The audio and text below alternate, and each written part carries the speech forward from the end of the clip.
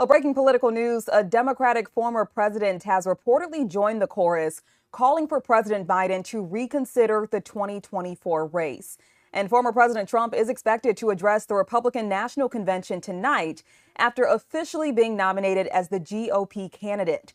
Roop joins us now with a preview of the polls. Hey, Roop. Hey, there is so much going on right now. You just kind of hit the headlines, and you've been talking about it all afternoon, Jamie. Yeah. The country and the world is really talking about this as well, and for good reason. Here's the deal. Okay, so you have some pressure that you've heard in the last few weeks, the last few months, especially after that debate debacle that no one can defend. That debate was awful. Even Biden himself says it wasn't his best work. But now the walls seem to be closing in a bit more, Jamie. This isn't just about a few people. When you have former President Barack Obama, one of the most powerful men, arguably in politics, period, but in the Democratic Party, now listen, he hasn't gone to Biden and say, hey, you need to step down. But he's reportedly now talking to a lot of people about why it's best if Biden backs out.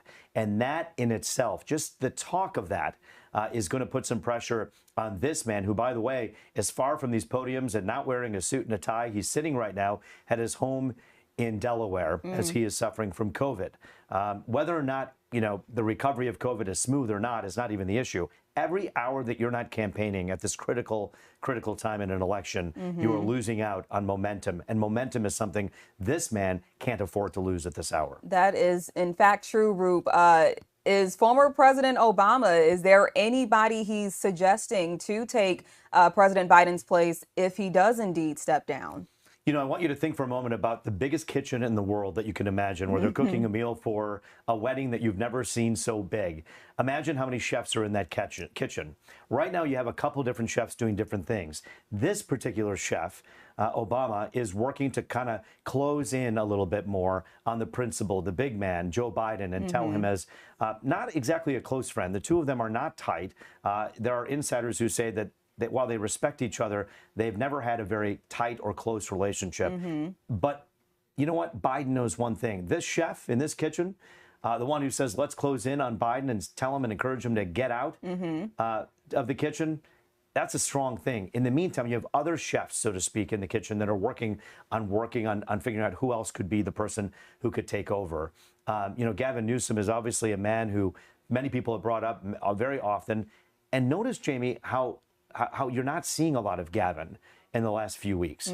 That's on purpose. Oftentimes what they do is they elevate certain people and they take people away in case they need to use them to kind of re-elevate them into a conversation. But another person, Kamala Harris, Jamie, she's the only one who has access to the more than $200 million in that campaign war chest. No one else. You can't just transfer the war chest to Gavin Newsom. So this isn't like fantasy football where you can just pick someone like Whitmer and Newsom and say, hey, who should it be? You got to look at the logistics. And right now, that person, the vice president, has her hands on the coffers. All right. All so interesting. Let's move on to Donald Trump, his speech tonight, something many Republicans were probably already looking forward to. But to hear from him after surviving an assassination attempt, you got to imagine we'll have quite the impact at the convention. Quite the impact, quite the applause. I have a feeling you're going to get a standing ovation today that will last uncomfortably long for those who want to just hear him speak, because these are the delegates. These are the men and women from across the 50 states who are here to basically say, you're the guy. And for the past 4 days, what have they done? They've sat and watched even J.D. Vance, the VP candidate for the GOP, speak. But who are they really excited about? This guy. And he's likely going to be coming up, I would imagine, with the same bandage on his right ear, reminding America and the world that he was the victim of an assassination attempt. His energy, we understand right now, he is really drawing from the people around him. Jamie, a source inside telling me he is exhausted and doesn't rest as it is and really hasn't rested much since Saturday. However, this man runs off adrenaline, like him or not. He's going to be fiery and he's going to have a lot to say. The question that I have, Jamie, he kept calling for unity after the shooting. But then he put out a Truth Social post that had Biden tripping on steps and him being shot at. Oh, man. Drawing a contrast between weakness and strength. So you kind of wonder how much the gloves will come off or stay on. That's something we'll be watching carefully. Definitely. And speaking of that, what do you think the former president will touch on in his speech? Do you think he'll bring up Biden testing positive for COVID right now, or any other topics you think he's likely to bring up?